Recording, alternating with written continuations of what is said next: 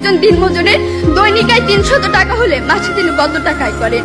মাননীয় মডারেটর, মুখে মুখে বাবাকে জবাব দিলাম 9000 টাকা। বাবা আমার কাঁধে হাত রাখলেন, চুলের মাঝে হালতো বিল্লি কেটে বললেন, মা রে, তোর এই বাবা হাই স্কুলের শিক্ষক হিসেবে মাসে 8000 টাকা বেতন পায়। আমি কোনো প্রশ্ন করতে পারিনি বাবাকে। লজ্জায় বাবার মাথাটা নিচু হয়েছিল। পৌরাত্রের দ্বার প্রান্তে দাঁড়ানো বাবার বয়সে চোখ হতে খসে পড়ে জল।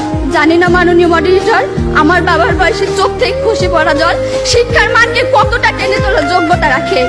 মাননীয় মডারেটর, এই যদি হয় শিক্ষাগুরুর জীবন, তাহলে একটা সময় হয়তো এদেশে আর কোনো শিক্ষকই পাওয়া যাবে না।